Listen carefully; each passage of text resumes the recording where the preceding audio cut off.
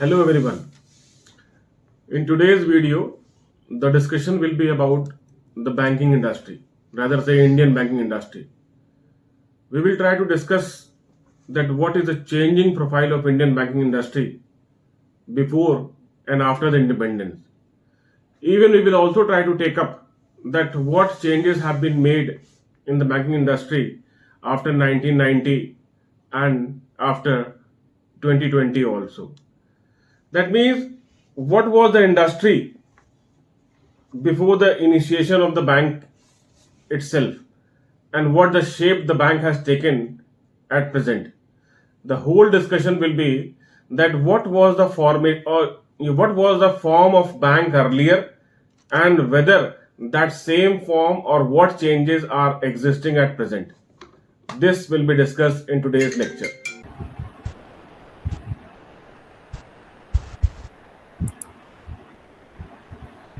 Banking industry को बात करने से पहले जो मेरा मानना होगा कि हम लोग पहले ये देखें कि बैंकिंग या बैंक या मनी जो अभी नाम लिया आलोक जी ने, ये क्यों आया. Whatever the work that we are doing at present is for human survival.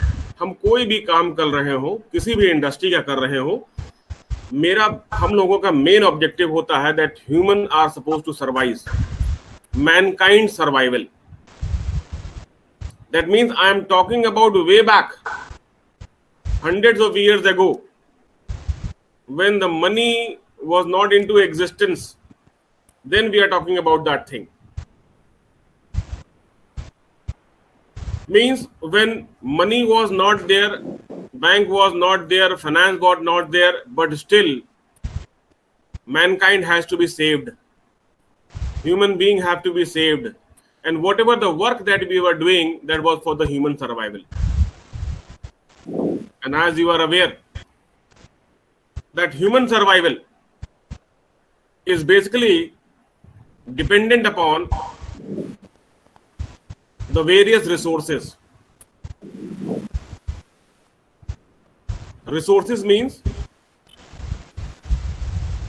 we can say the resources which we get from nature and the other resource which we can say as mankind. मतलब बहुत resources में सब कुछ आ गया, हवा, पानी, खाना, पीना, उठना, बैठना, जितना भी है ये सब रिसोर्सेज में आ गया. That means we cannot think the life of a human being without these resources which are being made available to us from two sources. One I am saying as nature, another I am saying as man-made. Nature means natural, जिसको हम लोग पेड़ पौधे आप बोल सकते हैं. लेकिन अगर देखा जाए हम मैन-मेड की बात करें तो man-made resources means like chair and table. But chair and table is also the outcome of the wood, and wood is natural. That means whatever the resources that we are getting, we have only one source from where we are getting the resources, that is nature. Now the question arises that what are these sources of these resources? ये जो Mankind को जिंदा रखे हैं, जो human being को हम लोगों को सर्वाइवल में, हमारे कंफर्ट में, डेली लाइफ में जो मददगार है, वो रिसोर्सेज हमको कहां कहां से मिलते हैं. बहुत दिमाग दौड़ाइए, उसके बाद भी हमको we are able to land that there can be only 4 sources of resources. Farm, that is agricultural land, जहां से हम लोगों को खाने पीने का पदार्थ मिलता है. फॉरेस्ट, जिसको हम लोग जंगल कहते हैं. सी, समुद्र. एंड माइंस, धरती के अंदर. That means these are the 4 sources from where we are getting the resources. और बढ़िया बात तो ये है कि that these 4 sources are not available at every place of the earth. मौजूद तो है, they are available, but they are scattered, बटे हुए हैं. कहीं पे जंगल है, कहीं पे फार्म है, कहीं पे समुद्र है, तो कहीं पे माइंस है। दैट मीन्स हमको नेचुरल रिसोर्सेज जो मैनकाइंड को जिंदा रखने के लिए चाहिए वो हमको इन सोर्सेज से मिलेंगे, और ये सोर्सेज हर जगह मौजूद नहीं है। तो इसीलिए इन रिसोर्सेज को हर जगह पहुंचाना है। मैनकाइंड ने ये पहले एहसास दिखाया और उनको एहसास हुआ that we are dependent upon natural resources and natural resources are not available at all places. So what we can do, that we can go for making the availability of these resources from these sources to all the other place। मतलब कहीं पर ये deficient में है और कहीं पर ये सरप्लस में है। जहां सरप्लस में होंगे वहां एक समय के बाद वेस्ट हो जाते हैं, और जहां डेफिशिएंट है वहां तो है ही नहीं। तो आइडिया ये है that we are supposed to move these resources from the surplus to the deficient place so that it can be made available to all the mankind। Evolution of financial system, मतलब जो अभी हमने resources और sources की बात की, उसको मैं फाइनेंशियल सिस्टम, मतलब मैं बैंकिंग पे अपना आऊंगा। लेकिन बैंकिंग को समझने से पहले हम लोगों को यह देखना होगा कि बैंक क्यों आया, बैंक की मतलब रिक्वायरमेंट क्या पड़ी, और बैंक किसके अंडर में आता है। तो बैंक आता है फाइनेंशियल सिस्टम। सिस्टम एक तरह से हो जाता है पूरा स्ट्रक्चर, मतलब हमारी कंट्री का फाइनेंशियल सिस्टम क्या है, और उस फाइनेंशियल सिस्टम के अंदर मतलब सिस्टम हो गया स्ट्रक्चर, और स्ट्रक्चर के अंदर कई पोर्टफोलियोज होंगे, और उन पोर्टफोलियोज की अपनी अपनी पॉलिसीज होंगे, रूल्स एंड रेगुलेशंस होंगे, और उसी में से फाइनेंशियल सिस्टम में से ही एक हमारा पोर्टफोलियो हो जाएगा bank. That means bank is just a player of financial system. लेकिन फाइनेंशियल सिस्टम को हम बहुत डीप में नहीं लेंगे, लेकिन फिर भी आपको जानना बहुत जरूरी है कि फाइनेंशियल सिस्टम है क्या। तो देखिए, मतलब फार्म, फॉरेस्ट, सी, माइंस, और उसके बाद आप देखिए हम बात कर रहे थे इवोल्यूशन की, और इवोल्यूशन में पहला आता है बार्टर सिस्टम। मतलब बार्टर सिस्टम को लिंक किया है हमने फार्म फॉरेस्ट कि पहले ना रुपए था, ना पैसा था, ना बैंक था, लेकिन मतलब कोई ना कोई मेजरमेंट नहीं था कि हमारे पास कोई रिसोर्स है। मतलब बो एंड आरोज, इवन खेत खलियान, जानवर, ये सब हमारे रिसोर्सेज में आते थे। लेकिन पहले जब मनी नहीं था, बैंक नहीं था, तो इनको मेजर करने का कोई तरीका नहीं था, तो हम लोग बार्टर सिस्टम की हेल्प लेते थे। बार्टर सिस्टम मतलब जिसको हम लोग कहते हैं आजकल exchange of goods and services, कि हम लोग बिना पैसे का इस्तेमाल किए हुए चीजों का लेन देन करें, बार्टर सिस्टम। और कहते हैं सब लोग कि बार्टर सिस्टम पहले था जब पैसा नहीं था, लेकिन हमारा कहना है कि सिस्टम कभी नहीं मरता, सिस्टम ऑलवेज एग्जिस्ट, और बार्टर सिस्टम आज भी मौजूद है इंटरनेशनल लेवल्स पे, जहां पर developed countries under developed countries को एक्सपोर्ट करती हैं, और पेमेंट मनी के फॉर्म में न लेकर उनके आउटपुट के फॉर्म में, गुड्स के फॉर्म में, सर्विस के फॉर्म में अंडर डेवलप्ड कंट्री से लेती हैं। इसका मतलब money do not become as a measurement of transaction. तो बार्टर सिस्टम पहले भी था, आज भी है, और हमेशा रहेगा। मीन जहां पर मनी का इन्वॉल्वमेंट ना हो वो बार्टर सिस्टम है। तो पहले हम लोगों ने रिसोर्सेज को लोगों तक पहुंचाया, exchange of goods and services किया। लेकिन धीमे धीमे ह्यूमन माइंड हमारा डेवलप हुआ, और उसमें डेवलपमेंट में हम लोगों को ये आइडिया हुआ कि we are suppose to know कि हमारा रिसोर्स दूसरे रिसोर्स जिससे हम एक्सचेंज कर रहे हैं उससे हमको फायदेमंद है कि नुकसान है। दैट मीन्स हम लोग को जरूरत ये महसूस हुई कि हम अपने रिसोर्सेज को मेजर करें, that whether they are equal और not. Then mankind invented money, money का इजाद हुआ। Money became the measurement, money became the master. लेकिन मनी की इंपॉर्टेंस रिसोर्सेज से धीमे धीमे इतनी बढ़ने लगी कि लोगों ने प्रोडक्ट एंड सर्विसेज का धंधे बिजनेस के साथ साथ मनी का बिजनेस शुरू कर दिया, और तभी मनी लेंडर्स आए। मनी लेंडर्स जिसको हम लोग अड़तिया भी कहते हैं, साहूकार भी कहते हैं, महाजन भी कहते हैं। मतलब इन लोगों ने पैसे को ही बांटना, distribution of money in the form of loan शुरू कर दिया। मतलब पैसे से पैसे को बनाना, क्योंकि मनी एक ऐसा इंस्ट्रूमेंट था जो दुनिया भर की सारी सुख सुविधाओं और रिसोर्सेज को परचेज करता था, लेकिन लोगों के पास मनी नहीं था। तो उन्होंने क्या किया, इन लोगों से लोन लेना शुरू किया। द कॉन्सेप्ट ऑफ बैंकिंग, देखिए बैंकिंग का पहला कॉन्सेप्ट उधार लेना, लोन लेना, वो मनी लेंडर्स नहीं शुरू कर दिया। मनी लेंडर्स के बाद थोड़ा सा और ड्रॉबैक यहाँ के मनी लेंडर्स को आए, तो उसमें क्या हुआ, मतलब मनी लेंडर की सबसे बड़ी प्रॉब्लम ये थी कि वो उतना ही पैसा बांटेंगे जितना पैसा उनके पास है। मतलब एक समय ऐसा आएगा कि मनी लेंडर्स का सारा पैसा बढ़ जाएगा और फिर वो सिर्फ अपना ही पैसा रिकवर करने के लिए काम करेंगे। दैट मीन्स उनका बिजनेस लिमिटेड हो गया। इस लिमिटेशन को ओवरकम किया नेक्स्ट स्टेज ने, इंडिजिनियस बैंकर्स जिसे हम लोग कहते हैं। अब यही मनी लेंडर्स जो लोगों को पैसा बांट रहे थे वो बैंकर हो गए। जब बैंकर वर्ड आया तो इसका मतलब बांटने के साथ साथ वो डिपॉजिट करना भी शुरू कर दिए, और इसमें ही हम लोग महाजन, साहूकार, इन सब का नाम लेते हैं।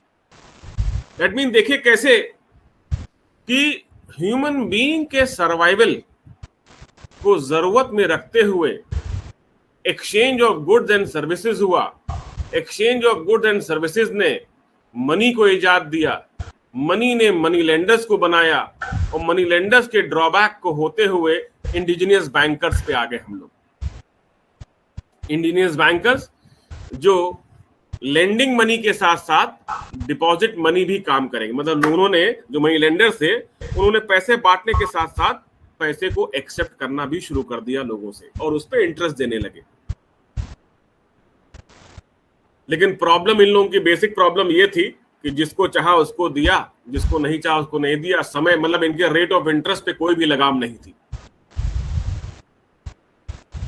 लोगों को दिक्कतें आने लगी, बिजनेस को दिक्कतें आने लगी, तो लोगों ने अपना एक फंड शुरू किया जिसका नाम दिया चिट फंड, जिसे आजकल बहुत से बिजनेसमैन हमारे अमीनाबाद, हजरतगंज या फिर हर रूरल अर्बन मार्केट में बीसी के नाम से जानते हैं।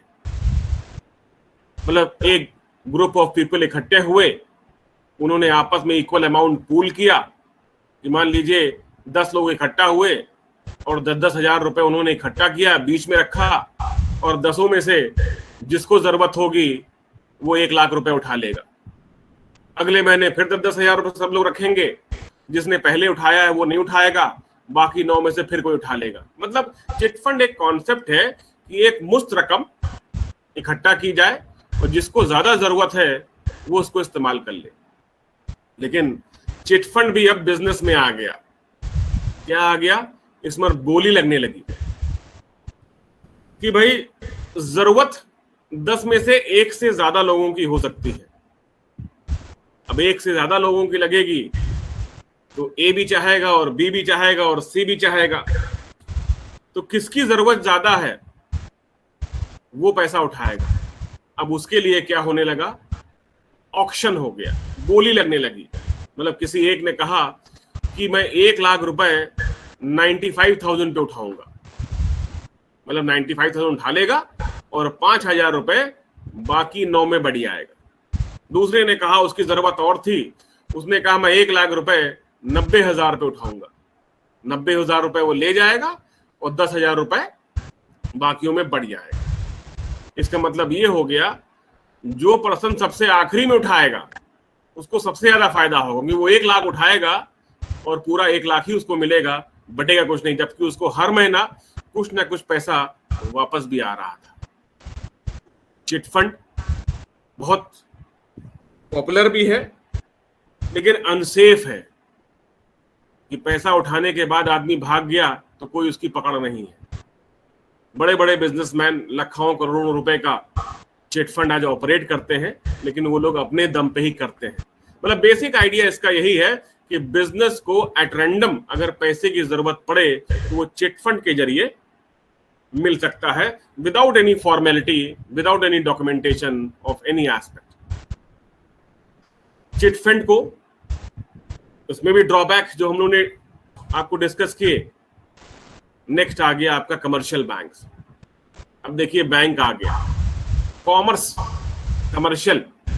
Commerce means trade, trade means buying and selling. That means business houses को डेवलप करने के लिए एक बिजनेस और डाला गया जिसको बैंक की परिभाषा दी गई, और उसका काम था लेंडिंग मनी। लेकिन लेंड तब करेगा जब उसके पास कैपिटल होगी।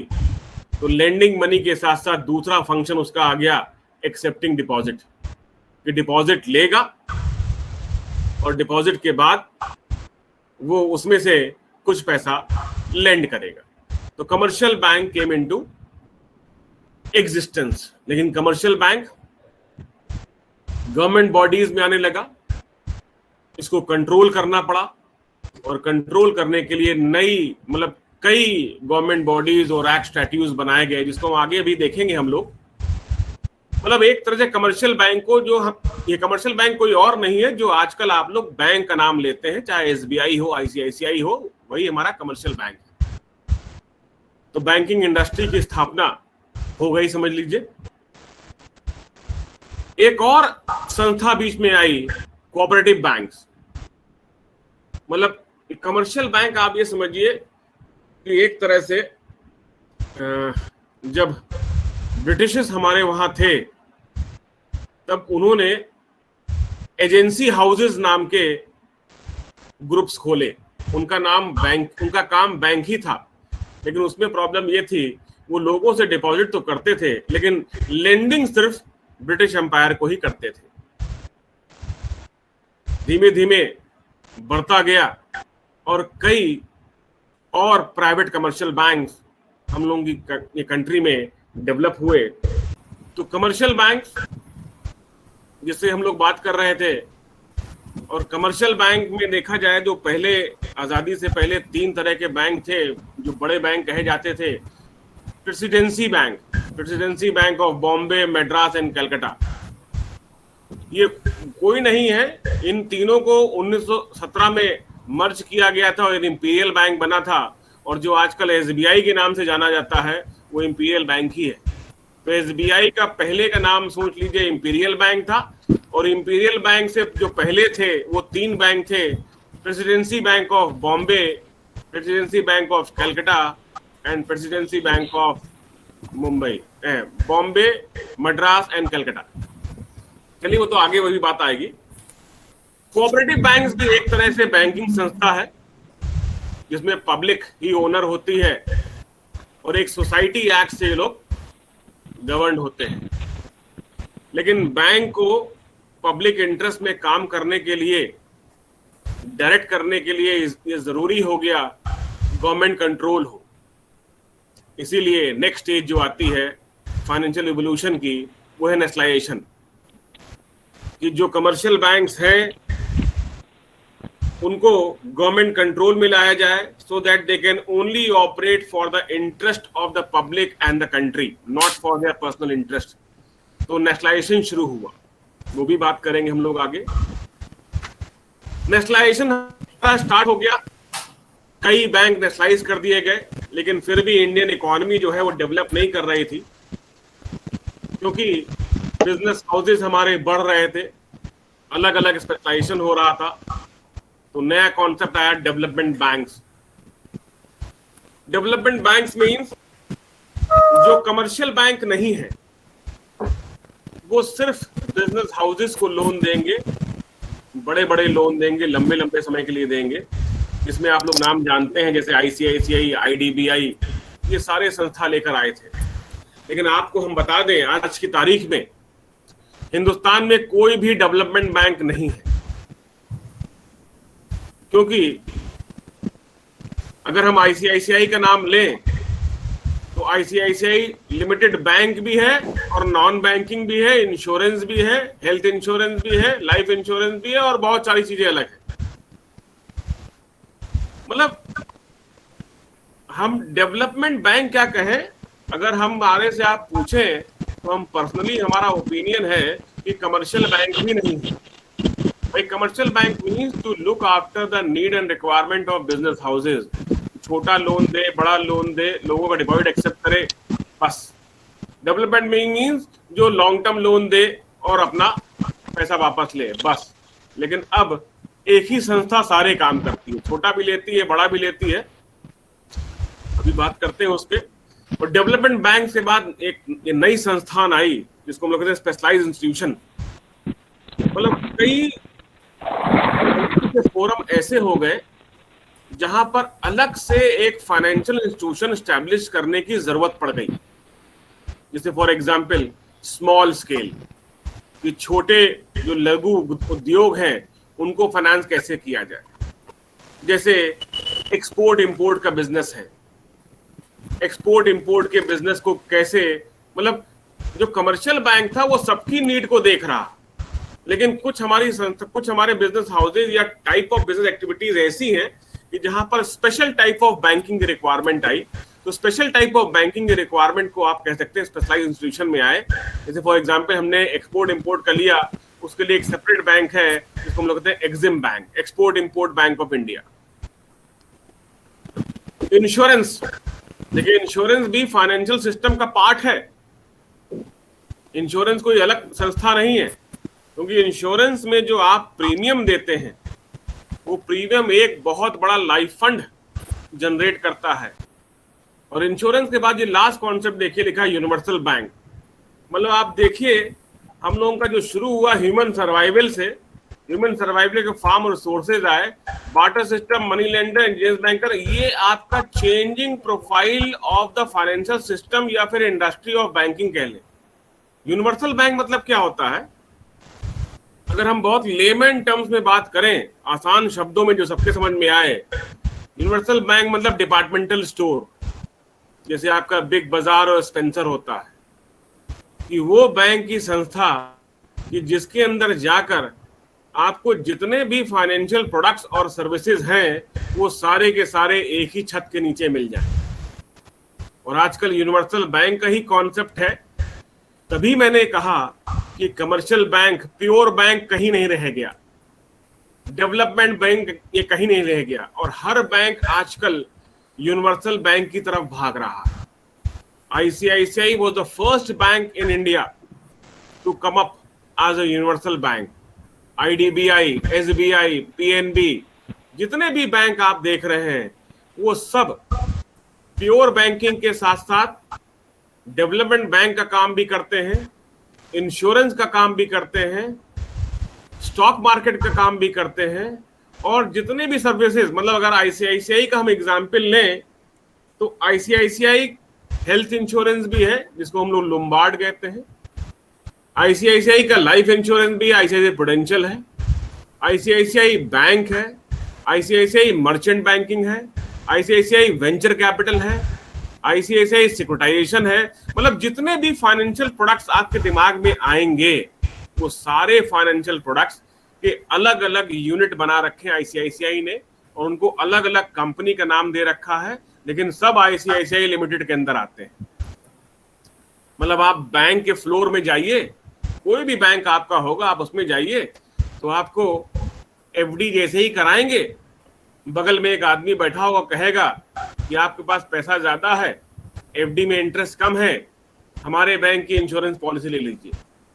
दैट मीन्स इंश्योरेंस का आदमी बैंक के अंदर बैठा हुआ है और वो इंश्योरेंस पॉलिसीज बेच रहा है। That means you are getting number of financial services at one place only. So at the end of this first video regarding the Indian banking industry, where we are trying to take up the changing profile, in this first video we have made an effort to introduce about the banking industry, as well as we have also tried to discuss about the evolution of the Indian financial system. In the next video, we will take up the structure of Indian financial system. That will be discussed in the next lecture. Thank you.